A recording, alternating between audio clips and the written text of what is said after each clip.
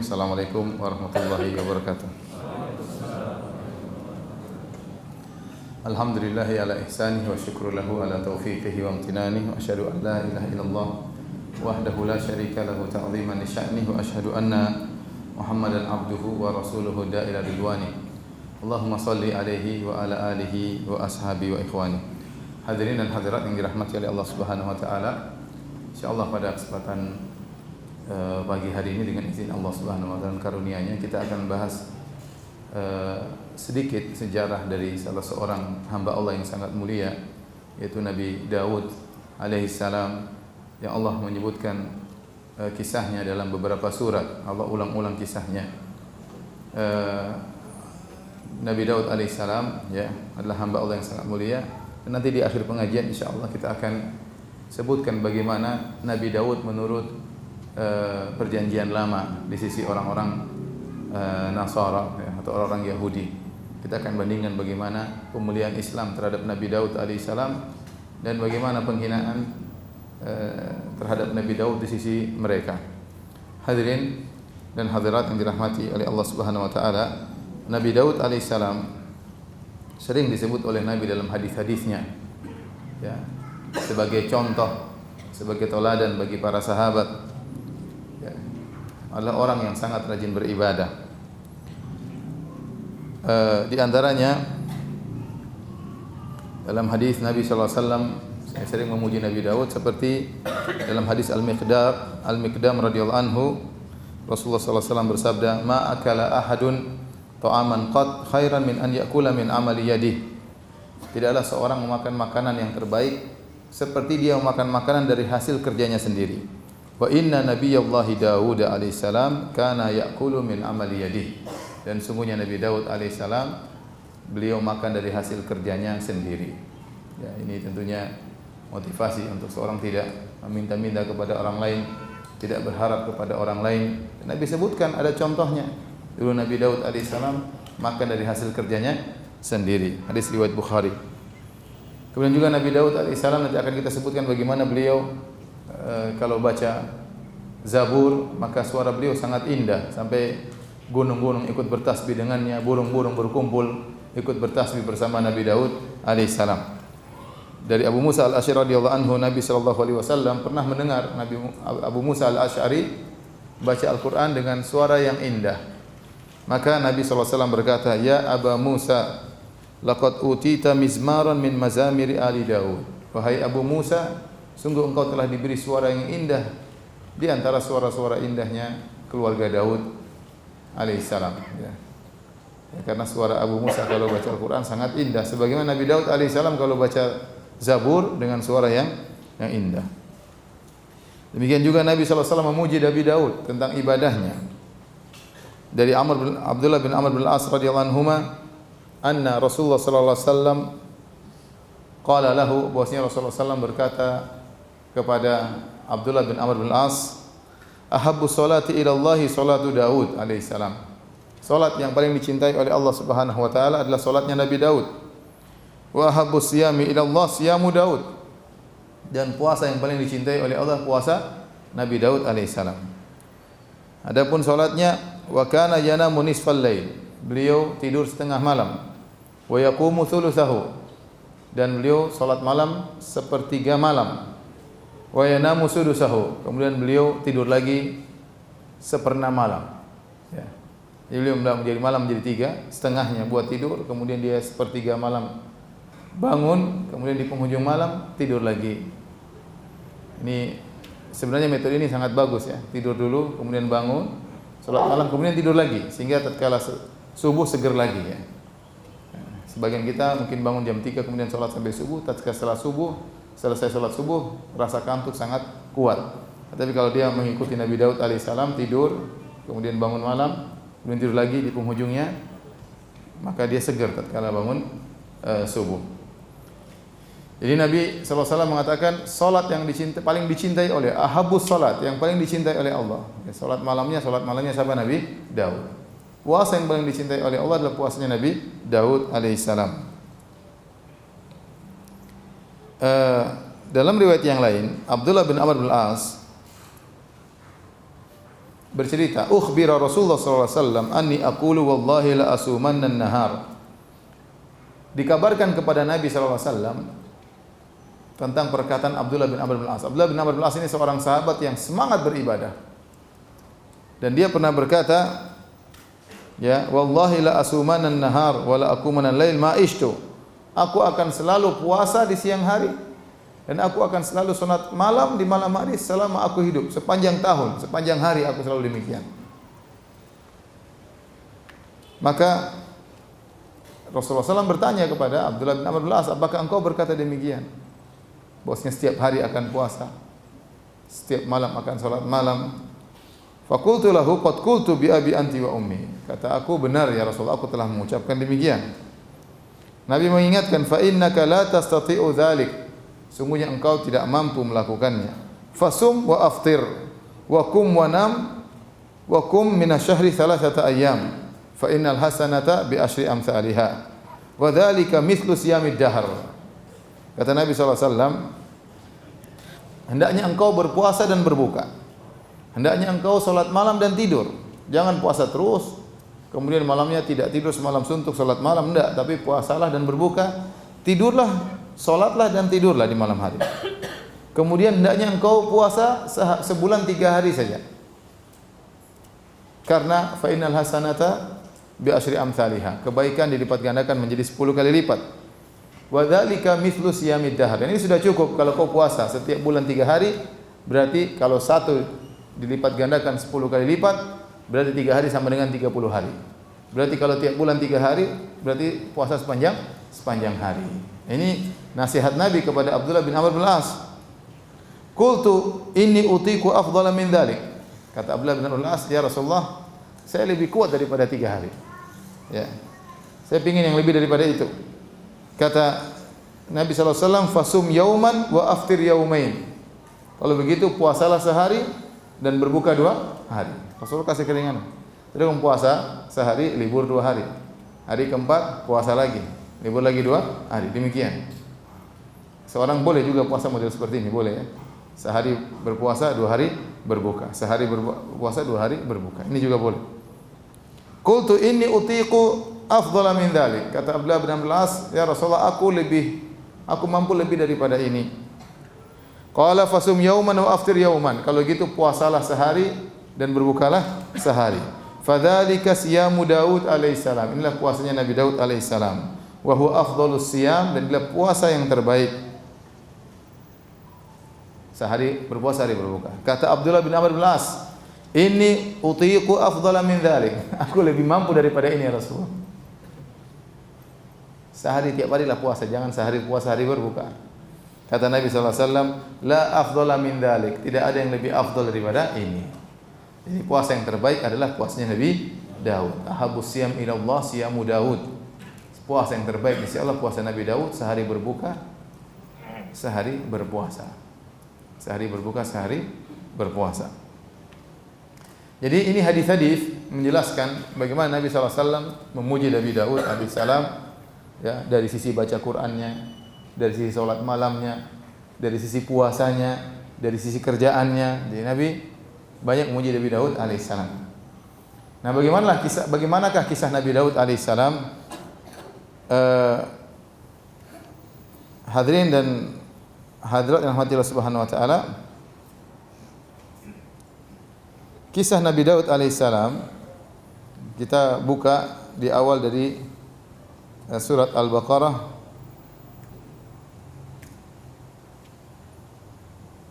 ayat 246. Surat Al-Baqarah ayat 246.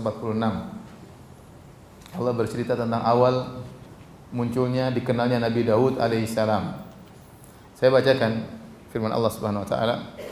Alam tara ilal mala'i min bani Israil min ba'di Musa. Ya, kata Allah Subhanahu wa taala, apakah kamu tidak memperhatikan tentang sekelompok pembesar-pembesar? Al-mal artinya pembesar-pembesar dari Bani Israil min ba'di Musa. Ini kisah ini jauh setelah kejadian zamannya Nabi Musa alaihissalam. Kita sudah pernah cerita tentang kisah sejarah Yahudi ya, dimulai dari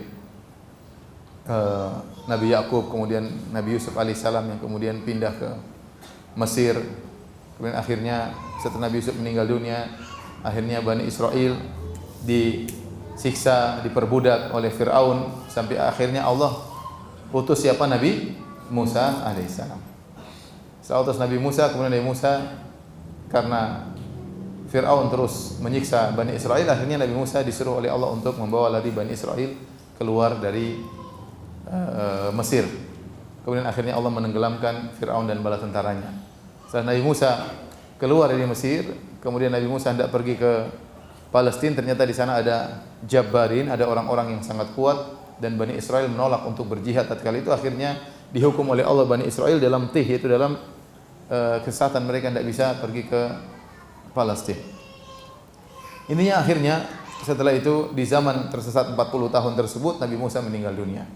Kemudian diganti oleh penerusnya Yusha bin Nun, muridnya Nabi Musa yang menemani Nabi Musa waktu mencari Nabi Khadir. Namanya siapa? Yusha bin Nun. Yang waktu dia berperang pernah dia berdoa kepada Allah, ya Allah, aku berjihad, tolong matahari ditahan. Karena kalau matahari terbenam, jihad selesai. Sementara dia belum selesai berjihad, maka Allah tahan matahari tidak terbenam agar dia menyelesaikan apa? Jihadnya. Itulah Yusha bin Nun alaihissalam. Setelah itu Yusha bin Nun, kemudian muncul nabi lain terus. Nabi Ayub dan seterusnya sampai akhirnya muncul namanya Nabi Samuel. Ada yang mengatakan Samuel itu bahasa Ibrani, kalau bahasa Arabnya Ismail ya. Tapi intinya ada seorang nabi namanya Nabi Samuel atau kalau di Injil ditulisnya Samuel. Nabi inilah di zaman Nabi inilah kemudian nanti muncul Nabi Daud alaihissalam. Kita bacakan, alam tara ilal mala'i min bani Israil min ba'di Musa. Tidakkah engkau perhatikan tentang kisah pembesar-pembesar Bani Israel di satu zaman jauh setelah zaman Nabi Musa alaihissalam. Idh qalu li nabiyyin lahum ib'ats lana malikan nuqatil fi sabilillah. Tatkala mereka berkata kepada nabi mereka yaitu Samuel, ya, utuskanlah bagi kami seorang raja yang kami akan berjihad dengan raja tersebut di jalan Allah Subhanahu wa taala. Ini di zaman mereka tertindas, di zaman mereka terusir dari negeri mereka, dari Palestina. Kemudian anak-anak mereka ditawan sehingga mereka dalam kondisi susah. Maka mereka minta agar diutus seorang raja yang mereka hendak berjihad melawan musuh-musuh mereka dengan bersama raja tersebut. Mereka minta kepada nabi mereka. Maka nabi tersebut berkata, qala hal asaitum in kutiba alaikumul qitalu alla tuqatilu. Kata sang nabi, jangan-jangan nanti kalau diwajibkan jihad kepada kalian tidak berjihad. Kata mereka, qalu wa ma lana alla nuqatila fi sabilillah wa qad ukhrijna min diyarina wa abnaina. Kenapa kami tidak berjihad wahai nabi? Kami pasti berjihad, ya. Kenapa kami tidak berjihad? Wong kita sudah terusir dari negeri kita. Anak-anak kita ditawan, ukhrijna min diyarina wa abnaina. Kami terpisahkan dari negeri kami, terpisahkan dari anak-anak kami yang ditawan oleh mereka. Kami akan berjihad. Kenapa tidak berjihad? Kata Allah, falamma kutiba alaihimul qitalu tawallaw illa qalilan minhum. Tatkala kemudian Allah wajibkan jihad bagi mereka, ternyata mereka berpaling, hanya sedikit yang mau berjihad. Tadinya kita ngapain pasti berjihad. Itu Bani Israel seperti itu ya. Sudah berjanji mau berjihad, ternyata tatkala diwajibkan jihad, terjadi apa yang dikhawatirkan oleh nabi mereka, ternyata mereka banyak berpaling, cuma sedikit yang mau berjihad. Wallahu alimun bizzalimin, dan Allah lebih tahu tentang orang-orang yang zalim. Itu mereka-mereka yang tadinya berjanji mau berperang, begitu diwajibkan berperang ternyata mereka mundur. Oleh karenanya kata para ulama tatkala mengambil faedah dari ayat ini, seorang jangan bersandar kepada kemampuannya. Di antara doa Nabi sallallahu alaihi wasallam, wala takilna ila nafsi tarfata ain. Ya Allah, janganlah kau serahkan diriku kepada diriku sendiri meskipun hanya sekejap mata. Kita harus serahkan urusan kita kepada Allah Subhanahu wa taala. Seorang jangan pede terhadap dirinya, tapi dia pede pada dirinya jika dia sudah bersandar kepada Allah, baru dia boleh pede. Kalau dia langsung pede kepada dirinya, pede kepada kemampuannya, lupa bahwa ini semua dari Allah Subhanahu wa taala, maka itu tidak diperbolehkan. Itu bertentangan dengan Islam. Islam mengajarkan wala takilni ila nafsi tarfata ain. Ya Allah, jangan kau biarkan diriku diserahkan pada diriku sekejap mata pun jangan. Jadi seorang jangan pede karena dirinya, jangan. Tapi dia boleh pede karena dari Allah Subhanahu wa taala. Allah sudah beri saya kemampuan. Allah itu dia boleh seperti itu. Dia bertawakal kepada Allah baru dia boleh pede. Adapun dia langsung pede pada kemampuannya maka tidak boleh. Inilah mereka, karena mereka langsung mengatakan, "Kenapa kami tidak berperang? Kami sudah terusir dari negeri kami, anak-anak kami di tahun kami masih berperang." Mereka lupa bahwasanya segala kemampuan dari siapa? Dari Allah Subhanahu wa taala. Akhirnya begitu diwajibkan perang, hanya sedikit yang berani maju. Dan akhirnya Allah sebutkan Nabi tersebut akhirnya berdoa kepada Allah dan Allah utus seorang raja untuk bersama mereka berperang.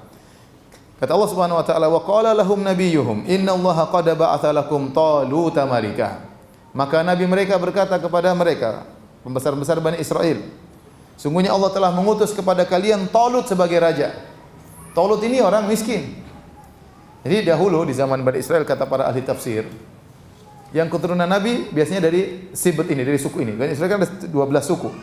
Bani Israel 12 suku. 12 suku itu kembali kepada Yusuf dan saudara-saudaranya alaihissalam. Adanya suku Yusuf, ada suku Benyamin, ada suku Yahuda, ada 12 suku. Intinya golongan Nabi berasal dari satu suku, golongan raja dari satu suku. Sementara Talut ini bukan dari keturunan Nabi, bukan dari keturunan golongan apa? Raja. Dan dia seorang yang miskin. Qalu, waktu Nabi mereka bilang Allah utus Talut jadi raja, mereka protes. Ini Bani Israel kurang ajar ya. Jadi sudah minta sama Nabi, ya Nabi kirimkan kami raja, minta sama Allah. Nabi sudah minta sama Allah kirim raja, mereka enggak setuju dengan pilihan Allah. Bayangkan. Kurang ajar ya. Qalu anna yakunu lahul mulku alaina. Kok bisa dia yang jadi raja? Menguasai kami, memerintah kami. Wa nahnu ahaqqu bil mulki minhu. Kami ini keturunan raja-raja. Dia bukan dari keturunan raja-raja. Kami yang lebih utama untuk menjadi raja daripada dia. Bayangkan protes terhadap pilihan Allah Subhanahu wa taala. Memang orang Yahudi itu brengsek dari dulu ya. Sekarang lebih parah ya. Intinya nabinya diprotes. Kemudian mereka berdalil untuk membantah Allah. Jadi kan Allah pilih ini rajanya. Mereka bantah Allah, bahkan mereka pakai dalil. Kata mereka, kami yang lebih utama, walam yu'ta sa'atam minal mal. Dan dia tidak punya harta. Dia tidak diberi kelapangan harta. Bagaimana mau jadi raja? Raja itu harus kaya, keturunan raja, keturunan bangsawan. Ini orang miskin, enggak punya harta. Mungkin pekerja di pasar kok tiba-tiba jadi raja, tapi Allah yang pilih. Apa kata Nabi tersebut menjelaskan yang disebut oleh para ahli tafsir? Nabi Samuel alaihissalam, dia berkata, innallaha astafahu alaikum wahai Bani Israel. Allah sudah pilih bagi kalian. Allah sudah pilihkan. Mau diapain lagi? Innallaha astafahu alaikum. Allah sudah pilihkan dia menjadi raja bagi kalian. Kemudian wazadahu bastatan fil ilmi wal jism. Dan Allah telah berikan kepada Talut ya bastah, yaitu kelebihan, kelapangan dalam ilmu dan kekuatan tubuh. Jadi dia punya ilmu dan dia punya kekuatan. Dan ini adalah dua sifat yang penting bagi seorang pemimpin, bagi seorang raja. Berilmu dan kuat, terutama zaman dahulu. Dalam peperangan, dalam jihad yang dibutuhkan bukan uang yang banyak, bukan keturunan bangsawan, bukan darah biru ya. Tetapi yang diperlukan terutama di zaman tersebut adalah tubuh yang kuat dan otak yang cerdas, ilmu yang luas. Maka mereka lupa. Maka Nabi Samuel menjelaskan kepada mereka, Talut pantas jadi raja. Meskipun dia bukan keturunan bangsawan, tapi dia adalah seorang yang cerdas, diberikan ilmu, dan dia adalah orang yang kuat. Wallahu yu'ti mulkahu may yasha. Kemudian Nabi bantah lagi. Urusan kerajaan Allah berikan kepada yang Allah kehendaki, tidak harus dari keturunan raja. Wallahu wasi'un alim. Dan Allah Maha luas karunia dan Allah Maha mengetahui. Jadi saya baca ini ya heran aja, orang Bani Israel sudah dipilihkan oleh Tuhan ya, masih enggak setuju dengan pilihan apa? Tuhan. Bahkan protes, bahkan mengeluarkan argumentasi untuk membantah siapa? Tuhan. Akhirnya dibantah oleh Nabi Samuel. Kemudian untuk mendatangkan dalil lagi bahwasanya Talut ini adalah seorang raja, maka Nabi Samuel berkata, wa qala lahum nabiyyuhum inna ayata mulkihi an ya'tiyakumut tabutu fihi sakinatun min rabbikum wa baqiyatun mimma taraka alu Musa wa alu Harun tahmiluhul malaikah. Berkatalah Nabi Samuel kepada mereka, kepada Bani Israel, sungguhnya tanda-tanda bahwasanya dia seorang raja, bahwasanya akan datang tabut. Tabut suatu semacam sunduk, semacam kotak. Ini banyak versi dalam buku tafsir ya.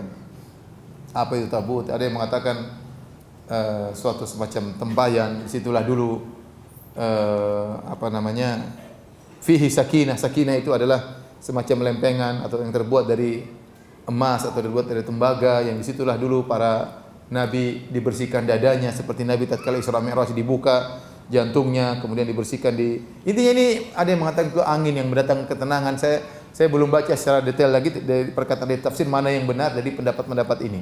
Intinya secara bahasa dikatakan akan datang kepada kalian suatu tabut, suatu sunduk, suatu tempat yang di situ ada sakinah, ada ketenangan. Secara bahasa artinya sakinah.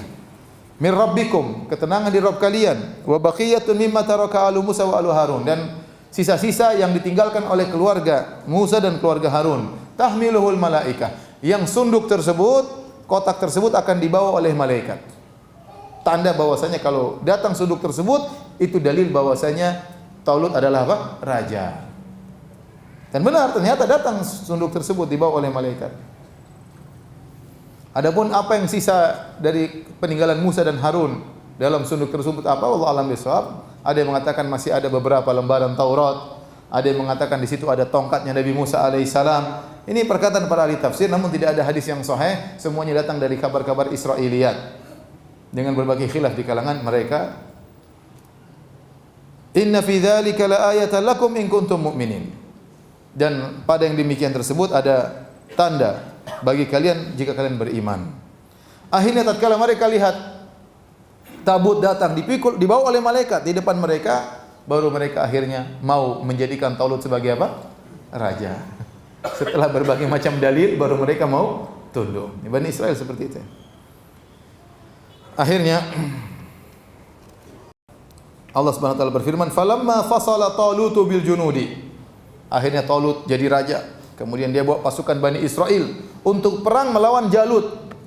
Pasukannya Jalut yang telah merebut negeri Bani Israel, yang telah menawan anak-anak mereka. Maka Talut pun keluar bersama pasukan Bani Israel. Kemudian dia mengingatkan kepada pasukannya, "Innallaha mubtaliikum binahar." Wahai pasukanku, sungguhnya Allah akan menguji kalian dengan sebuah sungai. Kita akan lewat suatu sungai. Artinya kalian akan kehausan, kita akan kehausan. Faman syariba minhu falaysa minni. Tidak ada yang boleh minum dari sungai tersebut. Akan melewati jalan yang jauh, kehausan yang luar biasa. Tapi jangan minum dari sungai tersebut. Ujian. Wa man lam yata'amu fa innahu minni. Barang siapa yang minum dari sungai tersebut maka bukan dari golonganku, enggak usah ikut jihad. Dan barang siapa yang tidak minum maka dia akan ikut jihad bersamaku. Illa man iktarafa ghurfatan biyadihi. Kecuali orang yang sudah sangat kehausan, boleh dia ambil hanya sekedar satu tegukan untuk menghilangkan kehausan, itu boleh. Mereka sudah diingatkan oleh Talut. Kemudian mereka tatkala berjalan menuju peperangan, kata Allah, fasyaribu minhu illa qalilan minhum. Ternyata mereka pada minum. Kepala batu Bani Israil. Sudah dibilang jangan. Ya mereka punya dalil banyak. Perang kok haus-haus mau perang. Ini raja enggak beres, katanya punya ilmu. Orang kehausan enggak boleh minum. Ini intinya padahal sudah datang perintah Allah. Inilah Allah yang suruh. Tapi mereka tetap aja ngeyel. Subhanallah. Subhanallah, bagaimana mereka begitu bejat, begitu busuk hati mereka. Berani menentang Allah Subhanahu wa taala. Fasyaribu minhu illa qalilan minhum. Maka minumlah mereka dari sungai tersebut kecuali hanya sebagian kecil dari mereka.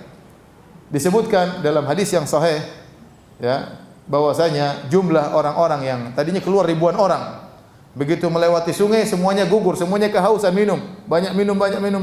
Yang bertahan tidak minum kecuali cuma 300 belasan orang. Nanti akan kita sebutkan insyaallah hadisnya, sama dengan jumlah peserta perang Badar. Perang Badar pesertanya 317, 319 ada khilaf. Ya 300 belasan orang. Dari ribuan orang semuanya tumbang.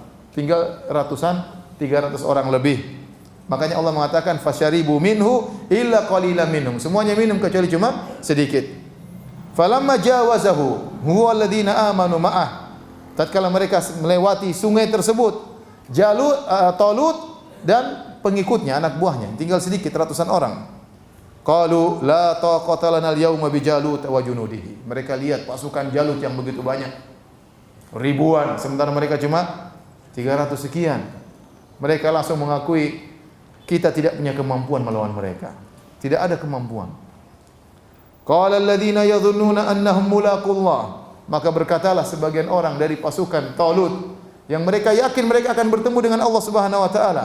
Mereka berkata dengan penuh keyakinan, kam min fi'atin qalilatin ghalabat fi'atan katsiratan biidznillah. Betapa banyak kelompok sedikit bisa mengalahkan kelompok yang banyak dengan izin Allah Subhanahu wa taala. Wallahu ma'as sabirin. Allah akan bersama orang-orang yang sabar. Allah akan tolong orang-orang yang sabar. Akhirnya mereka tetap maju bersama Talut melawan Jalut. Walamma barazu li Jalut wa junudih. Tatkala mereka bertempur, maju dalam medan pertempuran melawan Jalut dan pasukannya. Jalut ini orang jagoan, badan besar, ya. Tidak ada yang berani lawan dia, hebat dalam pertempuran. Mereka pun berdoa. Inilah mereka tidak pede pada diri mereka, tapi pede kepada siapa? Allah Subhanahu wa taala. Itu yang buat mereka menang. Kadang lupa diri, kita harus menang, masih menang, kalah nanti. Ya, makanya Allah sebutkan dalam surat At-Taubah, tatkala dalam peristiwa perang Hunain, kata Allah, laqad nasarakumullahu fi mawatin katsiratin wa yauma Hunainin id a'jabatkum kasratukum falam tughni ankum syai'a wa dhaqat 'alaikumul ardu bima rahubat tsumma wallaitum mudbirin. Kata Allah, sungguh Allah telah menolong kalian dalam banyak peperangan. Allah menangkan kalian. Wa yauma Hunain, tatkala perang Hunain kalian ujub dengan jumlah kalian. Para sahabat itu jumlahnya sekitar 12.000 orang. Sehingga ada seorang yang nyeletuk berkata, la nuglaba an qillatinil yaum. Kita tidak akan kalah hari ini karena kita jumlahnya banyak. Waktu mendengar perkataan tersebut, syaqqa dzalika 'ala nabi. Nabi SAW merasa berat mendengar perkataan tersebut. Berarti mereka pede pada kemampuan mereka, bukan menyerahkan kepada Allah Subhanahu wa taala. Ternyata mereka kalah. Kata Allah, "Tsumma wallaitum mudbirin." Kemudian kalian mundur lari. Nah, para pasukan Talut tatkala tahu bahwasanya musuh mereka banyak, mereka serahkan kepada Allah. Kata mereka, kam min fi'atin qalilatin ghalabat fi'atan katsiratan biidznillah. Betapa banyak jumlah sedikit mengalahkan jumlah yang banyak dengan izin siapa? Izin Allah Subhanahu wa taala. Kemudian mereka berdoa, Rabbana afriq alaina sabra wa tsabbit aqdamana wansurna 'alal qaumil kafirin. Mereka berdoa, ya Rabb kami, ya, tuangkanlah kesabaran kepada kami dan kokohkanlah kaki-kaki kami dalam berperang dan menangkanlah kami di atas orang-orang kafir. Fahazamuhum biidznillah. Akhirnya mereka menang melawan pasukan Jalut. Kok bisa menang? Ada Daud di situ. Di antara 300 sekian orang tersebut ada seorang pemuda namanya siapa? Daud. Daud alaihissalam. Dia yang berhasil membunuh Jalut. Macam-macam versi dalam buku tafsir bagaimana dia membunuh Jalut. Intinya waktu Jalut berkata, wahai Bani Israel, siapa hal min mubaris, siapa yang mau lawan saya? Gak ada yang berani keluar lawan Jalut. Badan besar. Gak ada yang berani keluar. Akhirnya yang keluar Daud, saya lawan kamu. Kata dia, ente kecil, ente yang lain. Enggak, saya mau lawan kamu. Ayo, ada yang lawan, enggak lawan. Daud yang maju. Tidak disebutkan dalam hadis yang sahih bagaimana proses Daud membunuh Jalut. Ya. Dalam sebagian Israiliyat disebutkan bahwasanya Daud alaihissalam dia adalah penggembala kambing, ya, penggembala ternak, dan dia suka pakai ketapel, ya. Jadi kalau ada misalnya ada serigala ingin makan kambingnya, maka dia ambil batu, dia taruh di semacam tali, baru dia putar-putar, kemudian dia lempar, ya, kena serigala tersebut, sehingga dia ahli dalam melempar apa? Batu. Ada yang mengatakan waktu dia melawan Jalut, maka tidak langsung kontak langsung, tetapi dia ambil batu 5 kalau tidak salah, dia ambil baru dia putar-putar. Jalut sedang sombong-sombong, dia putar terus. Begitu kena kepala Jalut, Jalut langsung apa? KO, mati. Langsung Daud datang sembelih kepalanya. Itu datang dalam riwayat Israel, tapi dalam hadis yang saya tidak disebutkan, ya. Kalau saya lebih senang Daud maju perang berkelahi, menunjukkan Daud lebih jago. Kalau gitu kurang jago kan? Kalau jago maju perang lawan berkelahi satu head to head lawan siapa? Lawan Jalut. Ya. Nah, namun demikianlah dalam Israel disebutkan cara dia membunuh Jalut karena dia kecil, maka dia menggunakan ketapel tadi yang ditaruh batu, diputar kemudian dilempar dengan kencang, dan dia tidak meleset tatkala melempar ke arah Jalut sehingga kena kepala Jalut, akhirnya tewaslah dia. Dan begitu Jalut tewas, ya, dan dahulu perang biasanya duel antara pemimpin dengan pemimpin, ya. Tatkala Jalut tewas, maka anak buahnya semua langsung jatuh semangatnya karena pimpinan mereka sudah tewas, akhirnya dikalahkan oleh pasukan Bani Israel. Allah berkata, itulah muncul pertama kali Daud jadi tenar di kalangan apa? Bani Israel. Wa atahu Allahul mulka wal hikmata. Maka Allah pun berikan kepada Daud kerajaan dan Allah berikan kepada Daud kenabian. Ada yang mengatakan setelah itu Talut pun menyerahkan kerajaannya kepada siapa? Daud. Talut memberikan kerajaannya kepada Daud. Lihat ini Daud orang yang kuat dengan tawadhu'nya, dengan rendah hatinya, maka dia pun menyerahkan kerajaan kepada Nabi Daud alaihissalam. Sejak saat itu mulailah muncul seorang yang dia raja sekaligus nabi, dialah Daud. Sebelumnya nabi dari golongan sendiri, raja dari golongan sendiri. Namun Daud dialah orang yang pertama kali mengumpulkan antara kenabian dengan apa? Dengan kerajaan. Makanya Allah mengatakan, wa atahu Allahul mulka, Allah pun berikan kepada dia kerajaan, wal hikmata, Allah berikan kepada dia kenabian, wa 'allamahu mimma yasha, dan Allah ajarkan kepada Nabi Daud apa yang Allah kehendaki. Kata Allah, tilka ayatullahi natluha 'alaika bil haqq wa innaka laminal mursalin. Inilah cerita yang Allah bacakan kepada engkau wahai Muhammad, cerita yang benar, dan sungguhnya engkau termasuk dari para rasul. Allah ceritakan kisah ini kepada Nabi Muhammad SAW, dan akhirnya kita baca kisah ini dalam Al-Quran. Taib. Itulah awal munculnya Nabi Daud alaihissalam. Nabi Daud alaihissalam diberikan banyak keistimewaan oleh Allah Subhanahu wa taala. Allah berfirman, "Wa laqad ataina Dawuda minna fadla." Sungguh kami telah memberikan karunia kepada Nabi Daud alaihissalam. Tadi juga Allah ajarkan ilmu. Wa 'allamahu mimma yasha. Allah ajarkan kepada Nabi Daud ilmu yang Allah kehendaki. Apa saja kelebihan Nabi Daud alaihissalam? Silakan buka surat Sad ayat 17.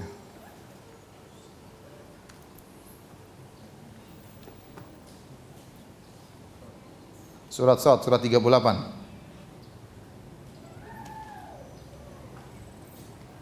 Ayat 17. Jadi Allah berfirman di ayat 17, "Isbir ala ma yaqulun." Wahai Muhammad, sabarlah engkau atas apa yang mereka ucapkan. Itu atas ejekan-ejekan kaum Quraisy, atas hinaan-hinaan kaum Quraisy, atas gangguan-gangguan orang Quraisy. Nabi SAW diganggu secara fisik dan juga diganggu secara mental. Gangguannya secara mental diantaranya dihina, dikatakan pendusta, dikatakan dukun, dikatakan orang gila, dikatakan penyihir, dikatakan tersihir, dikatakan orang yang keluar dari adat tradisi nenek moyangnya, dan banyak tuduhan-tuduhan kepada Nabi SAW.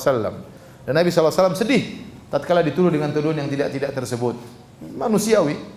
Orang yang mulia seperti Nabi SAW, orang yang jujur yang tadinya semua orang mengakui amanahnya Nabi, mengakui kejujuran Nabi SAW, sekarang berbalik dituduh sebagai orang yang tidak amanah, pendusta.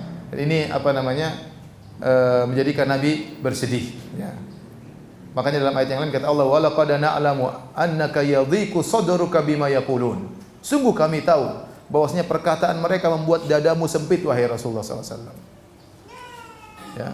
Fasabbih bihamdi rabbika wa kum minas sajidin. Jalan keluarnya tatkala kau menghadapi gangguan-gangguan seperti itu, banyaklah bertasbih dan banyaklah sujud, kata Allah Subhanahu wa taala. Jadi kalau orang dikata-katain, dituduh yang tidak-tidak, kalau dia tidak bisa membela dirinya, tidak ada jalan kecuali berdoa kepada Allah, kecuali mendekatkan diri kepada Allah, menyibukkan diri untuk salat, maka itu akan menenangkan hatinya. Maka Allah Subhanahu wa taala waktu menyuruh Nabi Muhammad SAW untuk bersabar, Allah ingatkan kepada Nabi SAW tentang kisah Nabi Daud yang rajin beribadah. Makanya Allah berfirman, "Isbir ala ma yaqulun." Sabarlah wahai Muhammad atas apa yang mereka ucapkan. "Wadhkur abdana." Dan ingatlah hamba kami Daud, dzal aidi. Nabi Daud yang memiliki kekuatan. Al-aid artinya kekuatan. Innahu awwab. Dia adalah seorang yang selalu kembali kepada Allah. Dalam segala kegiatannya selalu ingat kepada Allah. Dalam kesenangannya ingat kepada Allah. Dalam kesedihannya awwab, kembali kepada Allah. Allah punya raja, yaitu senantiasa kembali. Tatkala bermaksiat segera kembali kepada Allah Subhanahu wa taala. Itu ciri utama Nabi Daud alaihissalam. Di antaranya dia memiliki kekuatan dan senang kembali kepada Allah Subhanahu wa taala. Allah berfirman, "Inna sakharnal jibala ma'ahu yusabbihna bil asyi wal isyraq." Kami tundukkan gunung-gunung untuk bertasbih bersama Nabi Daud alaihissalam di waktu petang dan di waktu pagi hari. Jadi Nabi Daud kalau zikir pagi petang, gunung-gunung ikut zikir pagi petang sama Nabi Daud. Kita tidak tahu bagaimana gunung bertasbih, tapi Nabi Daud tahu. Kata Allah Subhanahu wa taala, "Wa in min syai'in illa yusabbihu bihamdihi walakin la tafqahuna tasbihahum." Segala sesuatu bertasbih kepada Allah, tapi kalian tidak tahu bagaimana mereka bertasbih. Untuk Nabi Daud, Allah kasih tahu, gunung-gunung sedang bertasbih bersamamu. Begitu Nabi Daud zikir pagi petang, baca Zabur di pagi dan di petang hari, ternyata gunung-gunung ikut apa? Bertasbih. Masya Allah, bayangkan. Lagi bertasbih terdengar suara gunung. Ini luar biasa. Bahkan kata Allah, "Wat-tayra mahsyuratan." Demikian juga burung-burung datang. Nabi Daud kalau berzikir pagi petang, burung-burung datang kepada dia berkumpul, ikut zikir pagi petang. Kalau Nabi Daud baca Zabur, burung-burung pun datang, ikut mendengarkan bacaan Nabi Daud alaihissalam. Ada yang mengatakan karena saking indahnya suara Nabi Daud alaihissalam. Tapi intinya dia mendengar gunung-gunung bertasbih, dan dia mendengar juga burung-burung bertasbih. Kullun lahu awwab, semuanya kembali kepada Allah. Ini ada dua tafsir, ada yang mengatakan gunung-gunung tersebut dan burung-burung tersebut semuanya kembali kepada Allah, taat kepada Allah. Ada yang mengatakan kullun lahu awwab, yaitu gunung-gunung dan burung-burung tersebut mengikuti tasbihnya Nabi Daud alaihissalam. Nabi Daud bertasbih, mereka juga bertasbih. Kata Allah Subhanahu wa taala, wa syaddadna mulkahu wa atainal hikmata wa faslal khitab. Dan kami kokohkan kerajaannya, diberi pasukan yang banyak, diberi kekuatan oleh Allah Subhanahu wa taala. Wa atainahul hikmah, kami berikan dia ilmu, wa faslal khitab. Faslal khitab, dan yaitu kemampuan dalam menyelesaikan perselisihan. Ada orang bersengketa, Nabi Daud selesaikan. Ada orang bersengketa, Nabi Daud menyelesaikan. Jadi seorang hakim, seorang qadhi yang sangat hebat Nabi Daud alaihi salam. Baik.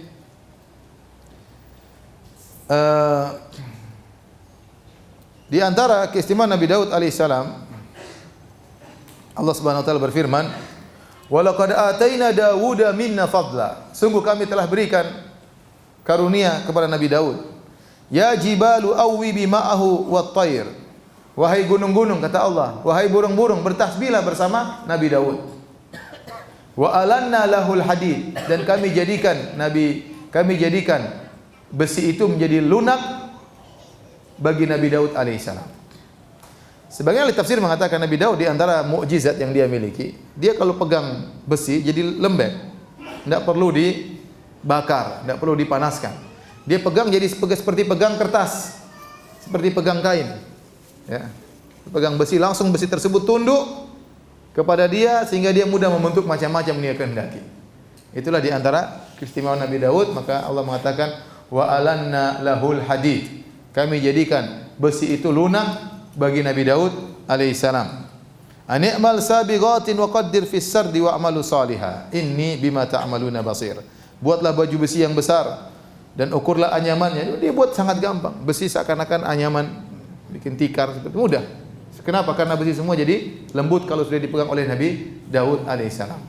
Ini pendapat yang mengatakan tidak, maksudnya Nabi Daud diberi ilmu oleh Allah bagaimana mengolah besi dengan dipanaskan sebagaimana wajarnya, ya, dan yang lainnya ilmu yang kemudian diwariskan bagi umat manusia, ya. Ini pendapat, tapi wallahu a'lam bishawab, ya. Banyak para salaf yang menafsirkan bahwasanya besi tersebut menjadi lembut kalau dipegang oleh siapa? Nabi Daud. Dan ini adalah mukjizat Nabi Daud alaihissalam.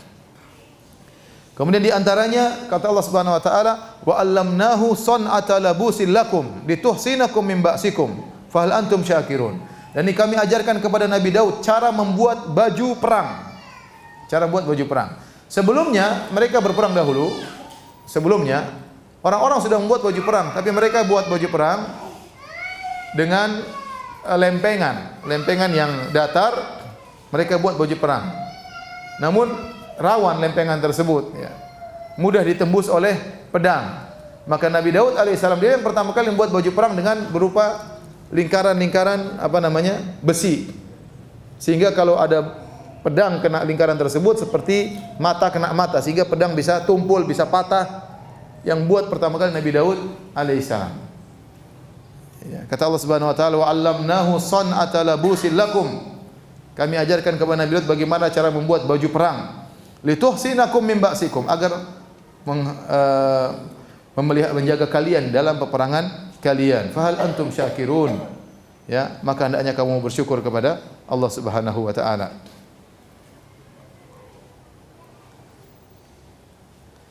Kemudian Nabi Daud alaihissalam juga diberi keberkahan dalam waktu.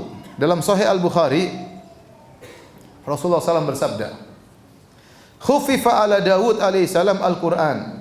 Nabi Daud dimudahkan ringan untuk baca Zabur atau baca Taurat. Kalau baca sangat ringan, mudah. Fakana ya'muru bidawabihi fatusraj. Dia perintahkan anak buahnya, pasang pelana pada kudaku atau pada ontaku, pasang pelana. Fayaqra'ul Qur'an, maka dia baca qiraat, itu baca Zabur atau Taurat, qabla an tusraj dawabuhu, sebelum pelananya dipasang. Orang pasang pelana cepat atau tidak? Cepat tinggal pasang. Tetapi kata Nabi, para ulama menjelaskan maksud hadis ini, Allah beri keberkahan bagi Nabi Daud. Waktu yang pendek itu jadi lama bagi Nabi Daud alaihissalam. Ya, Allah yang mengatur waktu, Allah yang mengatur apa? Mengatur bumi. Bumi tadi dalam hadis disebutkan tatkala ada seorang orang yang membunuh 100 nyawa ingin bertobat, kemudian dia berjalan menuju ke negeri yang lain ingin bertobat. Kemudian dia mati di tengah jalan, datanglah dua malaikat, satu malaikat maut, satu malaikat rahmat. Mereka bersengketa, akhirnya dikatakan ukurlah jarak antara mayat orang tersebut ke arah kampung lamanya dengan jarak dia ke arah kampung yang dia tuju.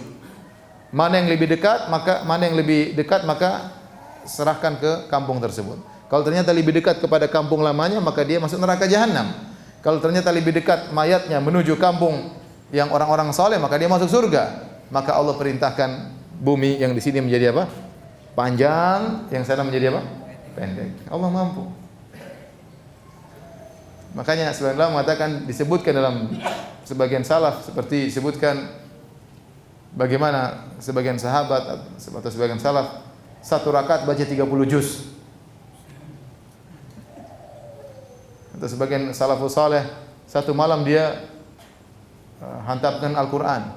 Ada satu hari 3 kali khatam. Gimana caranya? Kita bilang bisa jadi seperti Nabi Daud alaihissalam. Dia baca Zabur waktu panjang, tapi orang lihat cuma sebentar. Cuma sekedar mau naruh apa? Pelana bagi hewan tersebut. Ternyata makanya dikatakan oleh Nabi tadi khuffifa ala Daud. Diringankan bagi Daud sehingga dia baca, Allah berkahi waktunya. Seakan-akan waktunya singkat tapi sudah banyak yang dia baca. Ini kekuasaan Allah Subhanahu wa taala. Dan tadi juga ya, Nabi Daud alaihissalam diberi kelebihan di antaranya suaranya yang indah. Sudah kita sebutkan tadi di awal bagaimana Nabi SAW berkata kepada Ummu Musa al-Asy'ari, "Laqad utita mizmaran min mazamir ali Daud." Tatkala Nabi mendengar bacaan Abi Musa al-Asy'ari dengan suara yang sangat indah, maka Nabi berkata, "Sungguhnya engkau telah diberikan keindahan suara di antara keindahan-keindahan suara dari Daud alaihissalam." Nabi Daud alaihissalam menjadi raja ya. Kemudian di antara kelebihannya tadi disebutkan wa fasl khitab, dia diberikan kelebihan untuk mengatasi berbagai macam permasalahan persengketaan. Allah sebutkan ya, di antara persengketaan yang pernah terjadi kata Allah Subhanahu wa taala dalam surat Shad ayat 21 dan seterusnya, ini teguran dari Allah Subhanahu wa taala. Ya, kata Allah Subhanahu wa taala, "Wa hal ataka naba'ul khasmi id tasawwarul mihrab." Dan adakah sampai kepadamu berita tentang orang-orang yang bermasalah, bersengketa ketika mereka memanjat pagar. Jadi Nabi Daud alaihissalam masuk di tempatnya ada pagar dan dia hendak beribadah kepada Allah. Dia sedang tidak melayani orang bersengketa. Tahu-tahu ada dua orang yang manjat pagar kemudian masuk menemui Nabi Daud ya, tanpa minta izin. Ada yang mengatakan dua orang ini adalah jelmaan malaikat. Wallahu a'lam bishawab, ini semua Israiliyat. Tidak dijelaskan. Tapi dia loncat dari pagar kemudian ketemu Nabi Daud. Kata Allah, "Idz dakhalu ala Daud." Tatkala mereka bertemu dengan Nabi Daud, fafazi'a minhum, maka Nabi Daud pun kaget, takut dengan mereka. Nabi Daud bukan dia orang jago, kuat, tapi ada orang bisa menembus kerajaannya kemudian sampai loncat pagarnya masuk ke, dia kaget, ini siapa ini? Kok bisa? Mungkin penjaga-penjaganya semua apa? Lewat. Qalu la takhaf, kata mereka, jangan takut wahai Daud.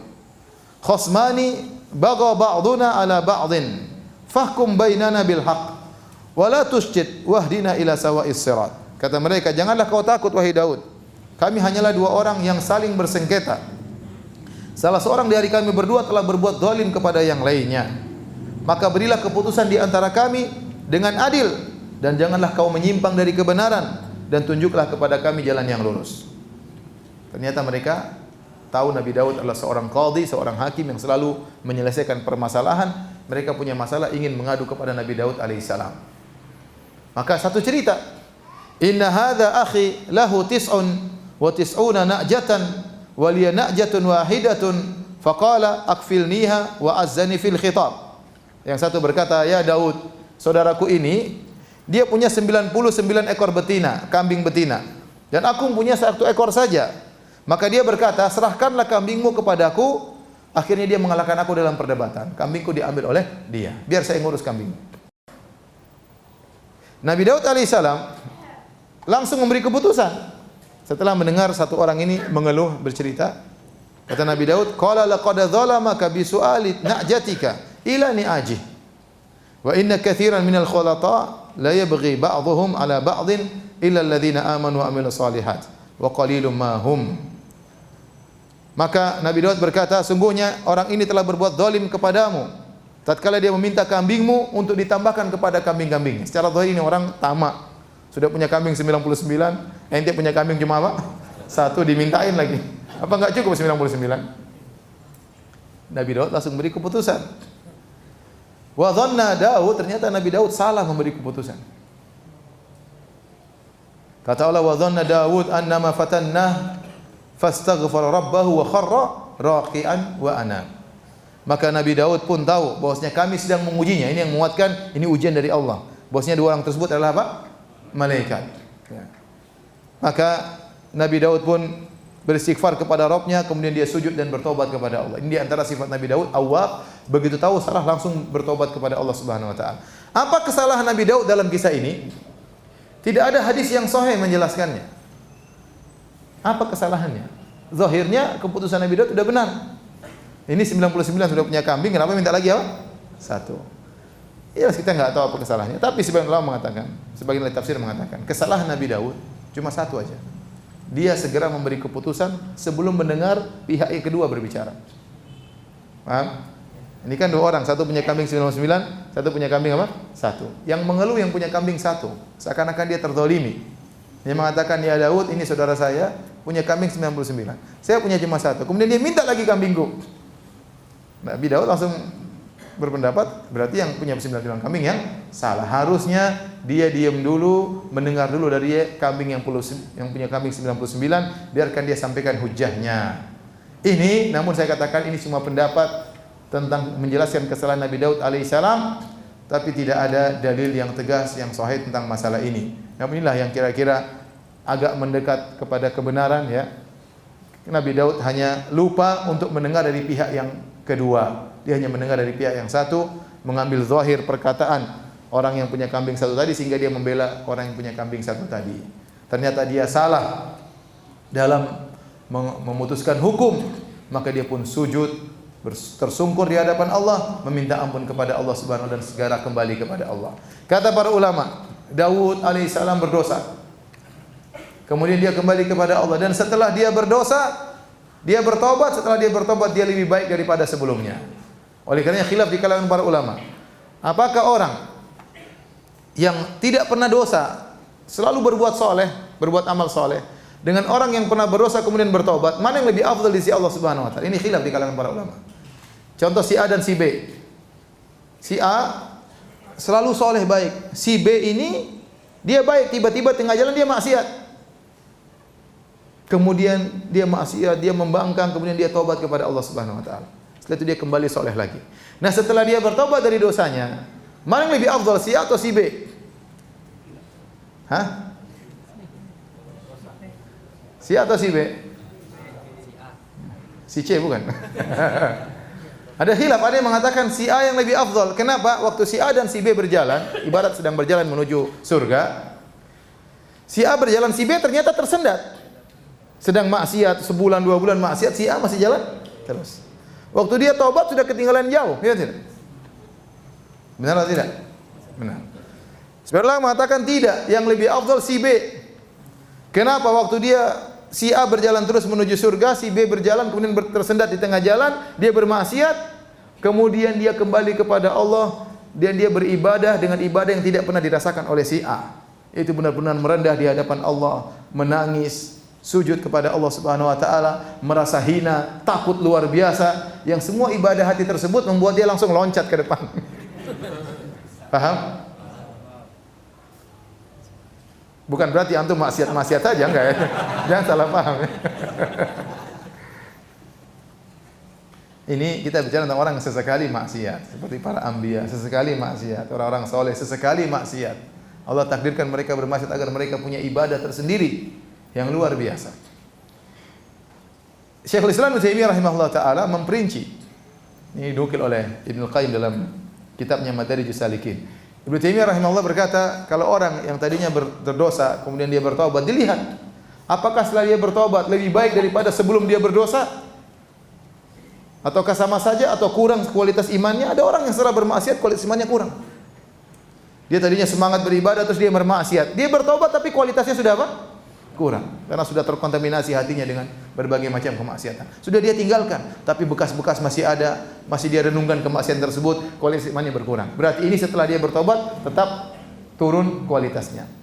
Tapi ada orang setelah dia bertobat, maka imannya semakin tinggi, semakin takut kepada Allah, semakin takwa, semakin banyak berdoa, maka dia naik. Orang seperti itu berarti kata Ibnu Taimiyah rahimahullah taala, setelah dia berdosa dia malah semakin apa? Tinggi derajatnya. Dan contoh yang paling utama dalam hal ini adalah Nabi Daud alaihissalam. Nabi Daud alaihissalam, dia bersalah dan dia bertobat kembali kepada Allah lebih afdal daripada sebelum dia berdosa. Paham? Kata Allah, "Faghfarna lahu dzalik." Kami pun ampuni dia. Kesalahan cuma salah dalam berhukum. Kemudian kata Allah, kami pun ampuni dia. Wa inna lahu indana lazulfa wa husna ma'ab. Dan sungguhnya dia mempunyai kedudukan dekat pada sisi kami, zulfa, kedekatan kepada Allah, dan dia memiliki tempat kembali yang baik. Kata Allah, ya Daud, inna ja'alna khalifatan fil ard. Wahai Daud, kami jadikan engkau memimpin di atas muka bumi. Fahkum bainan nas bil haq. Maka berhukumlah dengan kebenaran di antara manusia. Wala tattabi'il hawa fayudhillaka an sabilillah. Jangan kau ikuti hawa nafsumu, maka engkau akan disesatkan dari jalan Allah Subhanahu wa taala. Innal ladzina yudhilluna an sabilillah lahum adzabun syadidun bima nasu yaumal hisab. Sungguhnya orang-orang yang tersesat dari jalan Allah Subhanahu wa taala, bagi mereka azab yang pedih, azab yang keras karena mereka melupakan hari perhitungan. Baik, ini di antara bagaimana bukti bahwasanya Nabi Daud adalah awwab, begitu bersalah langsung bertobat kepada Allah Subhanahu wa taala. Allah sebutkan juga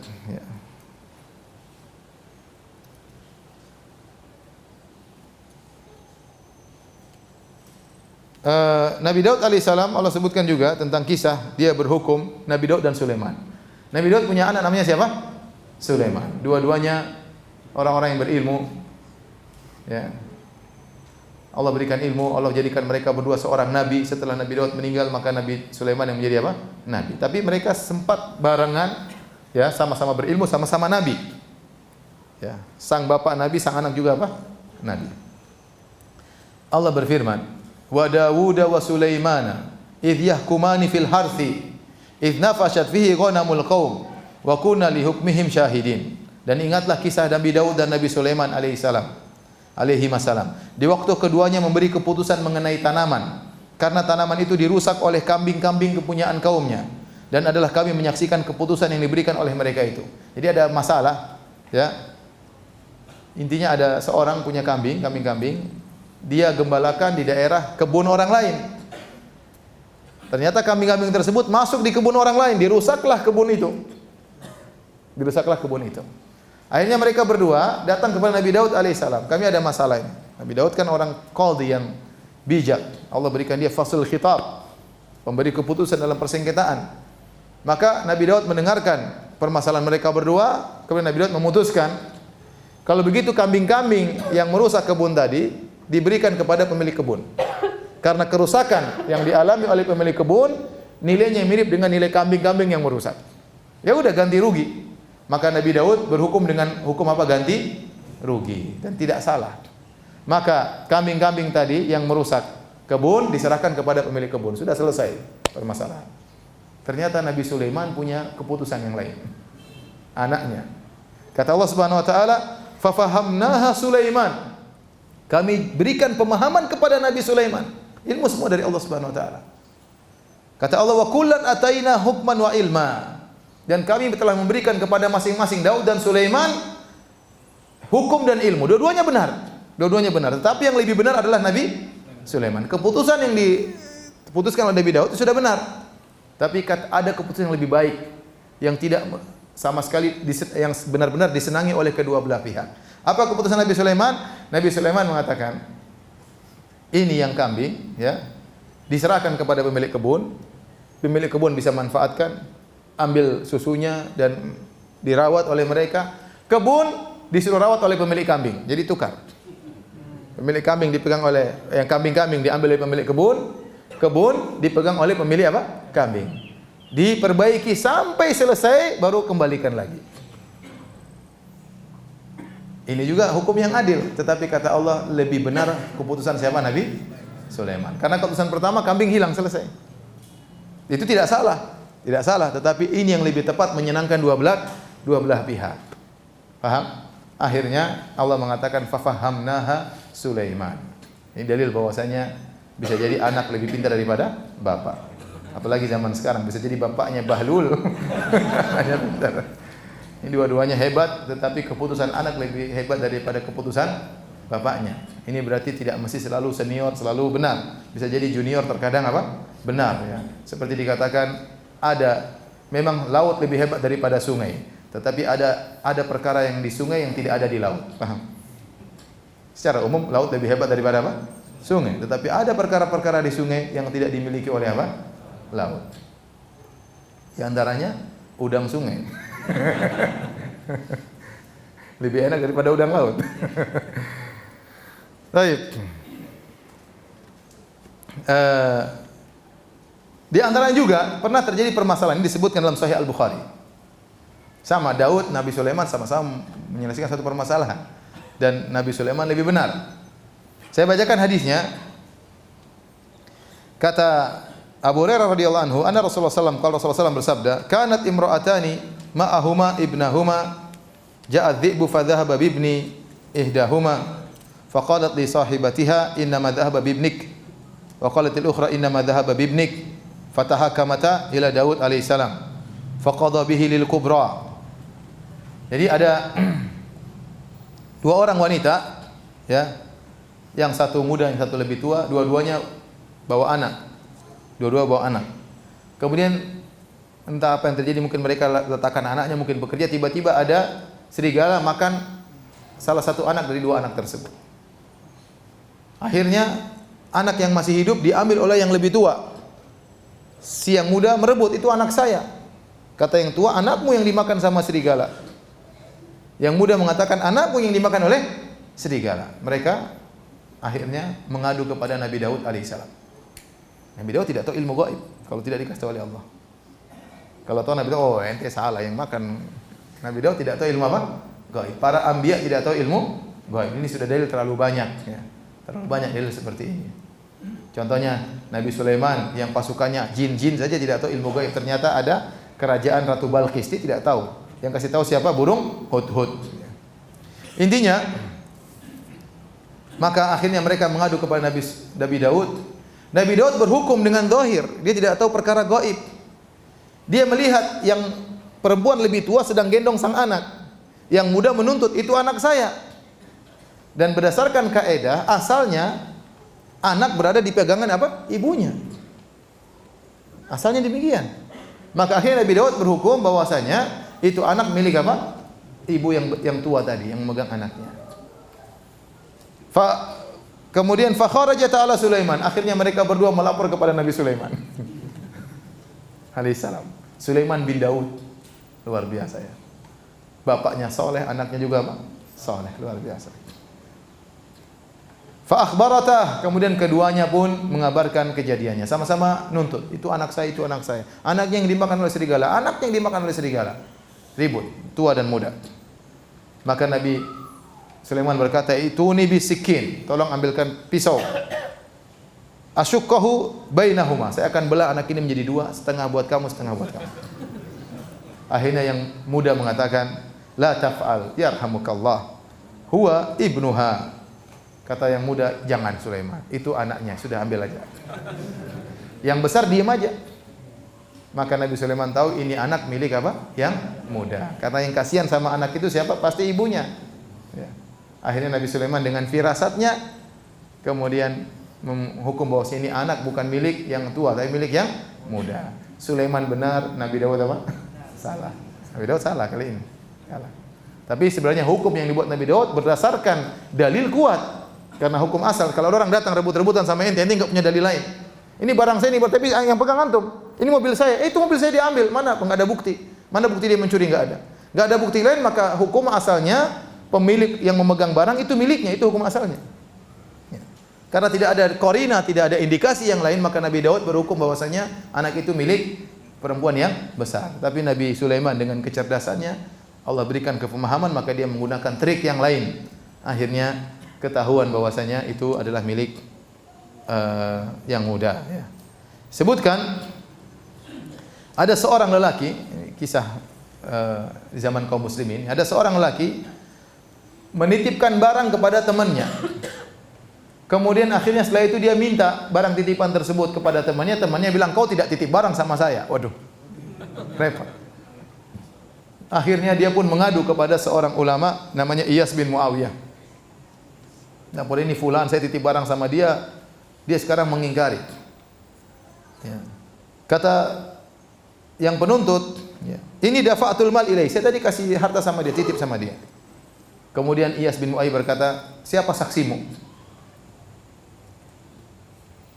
Kata mereka, kata dia, "Aku meletakkan, menyimpankan uang kepada orang ini, titip uang sama orang ini di tempat ini dan ini, namun tidak ada orang lain, cuma kita berdua aja. Nggak ada saksi." Repot kan?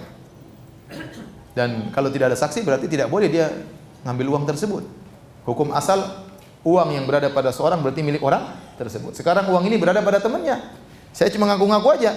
Itu uang milik saya titip. Mana buktinya? Nggak ada. Ya repot.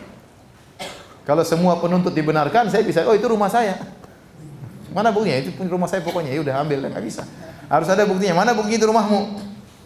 Mana buktinya kau titip uang sama dia? Enggak ada. Ada saksi yang lain? Enggak ada. Saya sendirian. Akhirnya kata Iyas bin Muawiyah bertanya, "Fa ayu syai'in kana fi dzalikal mawdi'?" Ada benda apa di sekitar tempat tersebut? Kata yang nuntut, "Ada sebuah pohon." Akhirnya kata sang hakim Iyas bin Muawiyah, "Fantaliq ila dzalikal mawdi'. Unzur ila syajara, fala Allah Ta'ala yuwaddih laka hunaka ma yubayyin laka haqqak. La'allaka dafanta malaka inda syajarah wa nasita fatadhakkar idza ra'aita syajarah." Kata Iyas bin Muawiyah, "Pergi aja, kau pergi ke tempat tersebut. Itu pohon, coba kau gali di bawahnya. Mungkin ada barangmu di situ. Mungkin kau lupa, kau pernah taruh situ, kau tidak titip sama dia. Kau taruh di bawah situ terus kau lupa. Mungkin kalau kau lihat pohon nanti kau baru ingat." Ini ya dia jelas ingat bahwasanya barang dia ingat sama laki-laki tersebut. Namun ini keputusan hakim, maka akhirnya dia jalankan. Dia pergi menuju ke pohon tersebut dan dia tahu tidak akan ada barang di bawah pohon tersebut. Namun apa lagi? Maka dia berjalan menuju pohon tersebut. Kemudian orang yang dititip mau pergi. Kata Iyas, "Ente duduk. Tunggu sampai dia kembali." Tunggu sampai dia apa? Kembali. Jadi orang ini mengatakan, "Saya tidak pernah bertemu dengan orang ini. Kami tidak pernah bertemu tempat tertentu. Pokoknya saya tidak pernah dititipin barang sama dia." Ya. Dia mengaku tidak pernah bertemu dengan orang ini, nitip barang di mana, tempat mana dia nggak tahu. Akhirnya waktu dia mau pergi, yang dititipin mau pergi, kata sang hakim, ente duduk dulu sampai temanmu kembali. Kemudian dia duduk nunggu Iyas bin Muawiyah mulai melihat permasalahan-permasalahan yang lain. Kemudian setelah beberapa lama, kemudian dia tanya, "Hei fulan, temanmu sudah sampai enggak kira-kira?" Kata dia, "Belum." Ketahuan. Ente kok bilang katanya enggak pernah ketemu dia, ente bilang belum apa? Belum sampai. Berarti ente tahu tempat itu. Paham? Jadi hakim jangan bahlul-bahlul ya. Disebutkan juga ada orang datang kepada dia.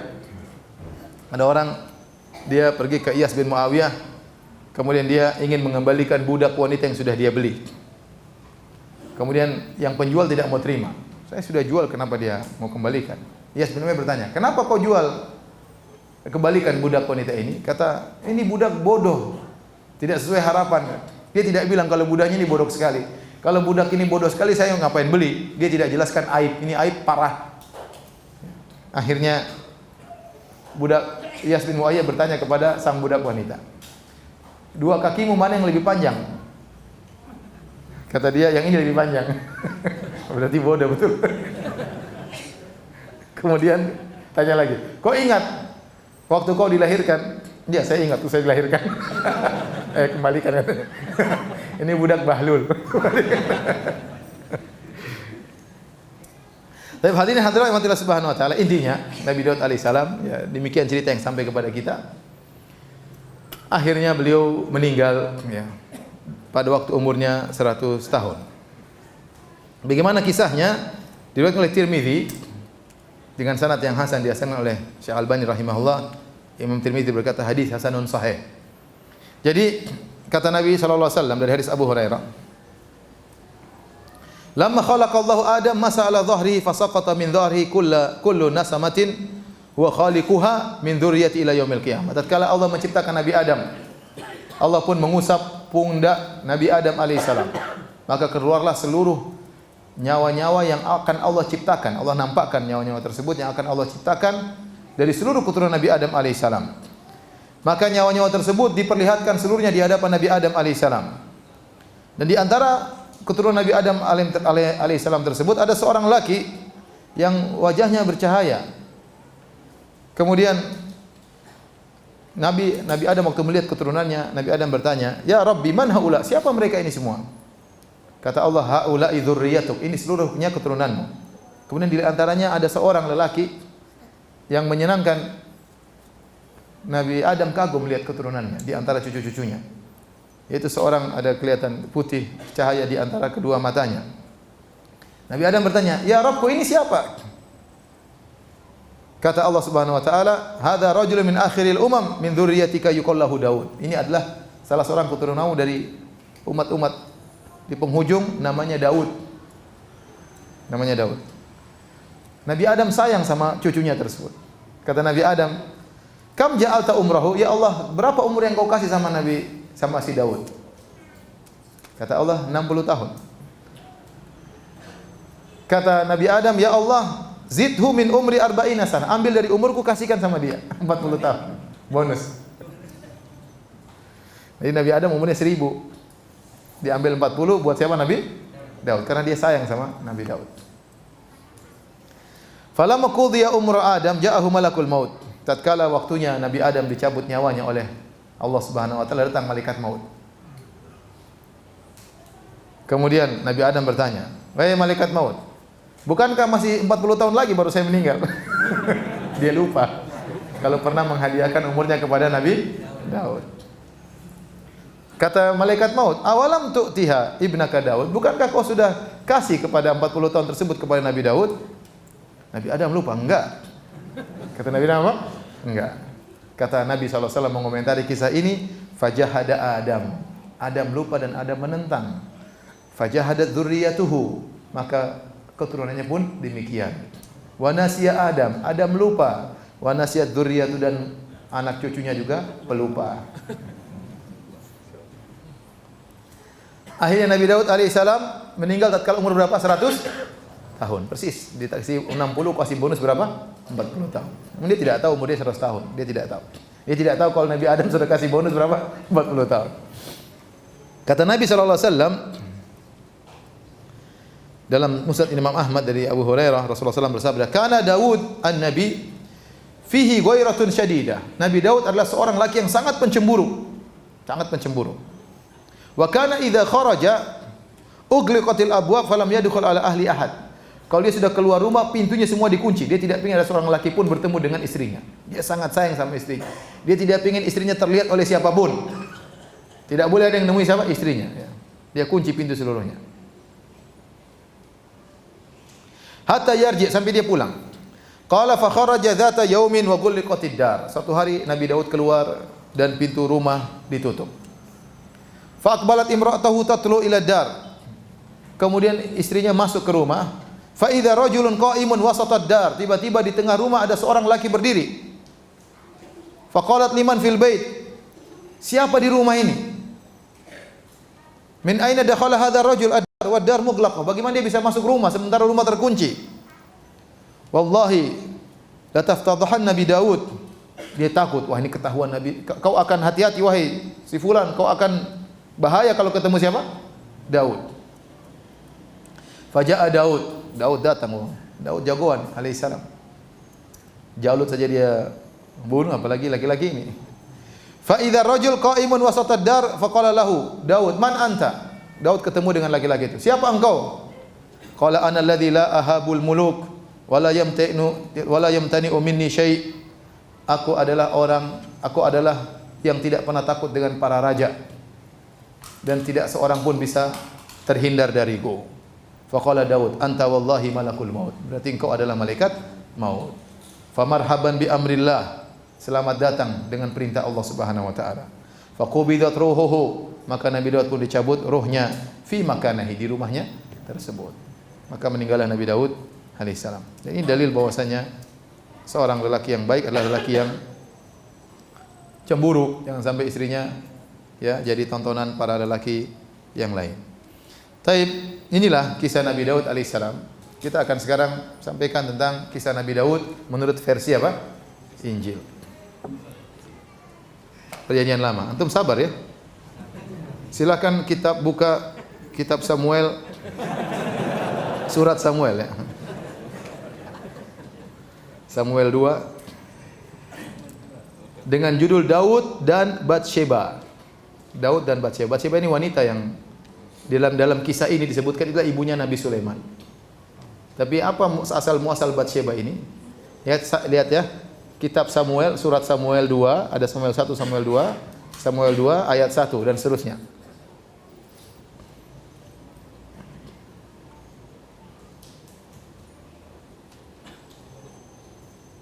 Saya bacakan. Sekali peristiwa pada ayat 2, sekali peristiwa pada waktu petang, di waktu petang hari, ketika Daud bangun dari tempat pembaringannya. Daud baru bangun tidur. Lalu berjalan-jalan di atas satoh istana, jalan-jalan di atas pelataran di istana, di bagian atas istana. Tampak kepadanya dari atas satoh itu seorang perempuan sedang mandi. Ada perempuan sedang mandi. Nabi Daud lihat perempuan sedang apa? Mandi.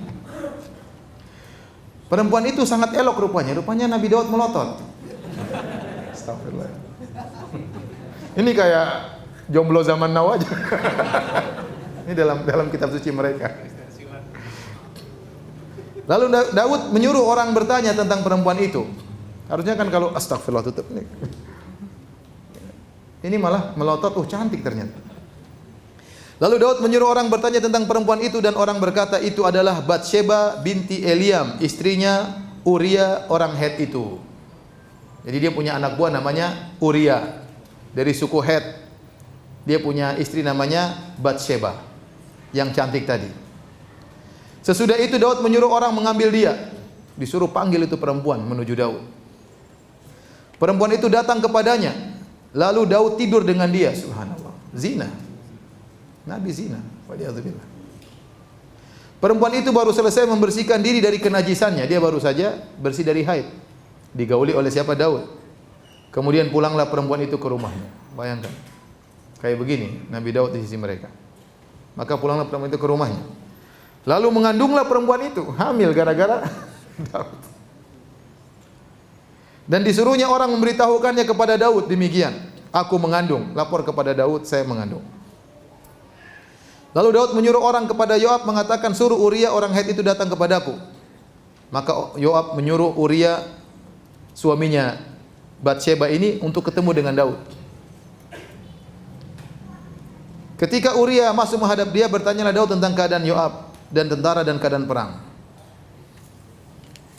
Intinya, singkatnya aja.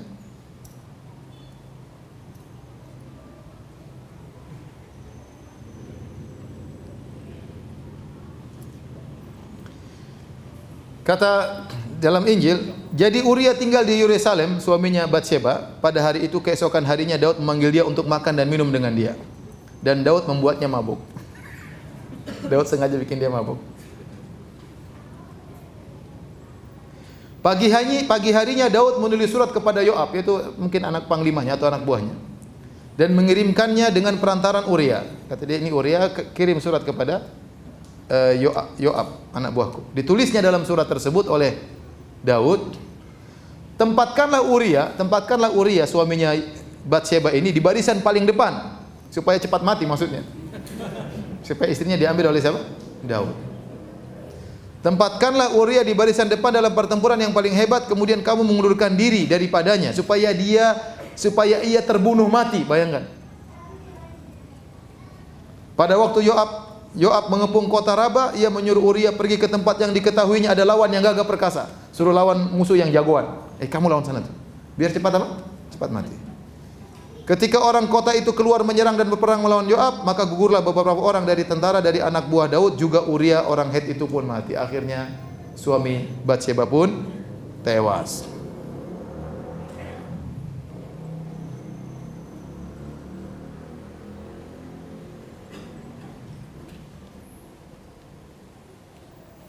Ketika didengar istri Uria, Batsheba, bahwa Uria suaminya sudah mati, maka merataplah ia karena kematian suaminya itu.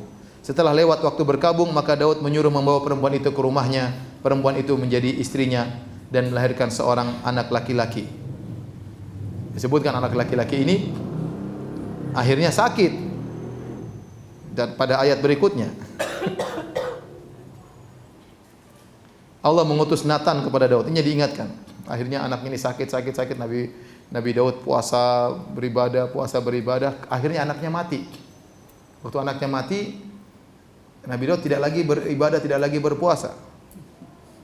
Maka ditanya, saya bacakan ya.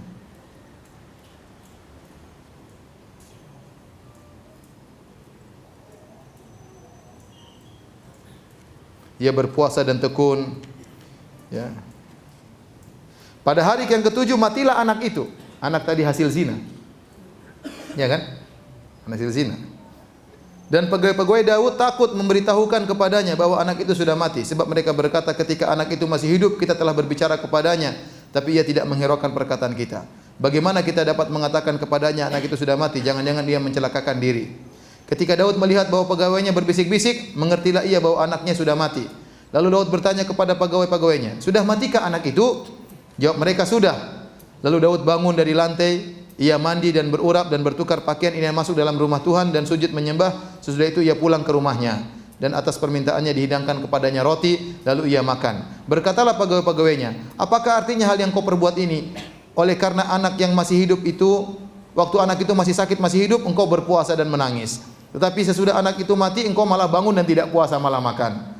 Kata Daud, selagi anak itu hidup, aku berpuasa dan menangis karena pikirku, siapa tahu Tuhan mengasihani aku sehingga anak itu tetap hidup. Tapi sekarang ia sudah mati, mengapa kau harus berpuasa? Ini Daud kayak begitu. Astagfirullah. Kemudian Daud menghibur hati Batsheba istrinya. Ia menghampiri perempuan itu dan tidur dengan dia. Dan perempuan itu melahirkan seorang anak laki-laki. Lalu Daud memberi nama Sulaiman, Salomo. Ini ceritanya bapak ibunya Nabi Sulaiman. Waliyadzubillah, tidak mungkin dalam Islam ada seperti. Jadi antum bersyukur ya berada di atas agama Islam. Ini pasti kacau, ini enggak mungkin. Ini yang ngarang ngawur ini. Lagi mabuk terus nulis kisah Nabi Daud. Ini aslinya kayak begini ya. Kita dalam Al-Qur'an pujian semua terhadap Nabi Daud ya. Bagaimana salah, cuma salah hukum langsung bersujud kepada Allah. Ini lihat kayak gitu ya. sudah ngintip perempuan, istri orang, kemudian suaminya suruh mati, zina sebelumnya, bayangkan ngintip istri orang, kemudian zina, ya. Kemudian suaminya disuruh apa? Mati. Kemudian puasa supaya anak sembuh, habis anaknya mati, ngapain puasa? Sudah mati kok. Ini semua kacau semuanya. Baik, demikian saja kajian kita. Inilah sekilas yang bisa kita sampaikan tentang kisah Nabi Daud alaihissalam, seorang hamba yang sangat saleh, yang syariat dia sampai sekarang masih berlaku tentang salat malam dan tentang apa? Puasa. Nabi Daud alaihissalam bahkan dikatakan salat terbaik dan puasa terbaik. Demikian, subhanakallah bihamdik asyhadu an la ilaha illa anta astaghfiruka wa atubu ilaik. Assalamualaikum warahmatullahi wabarakatuh.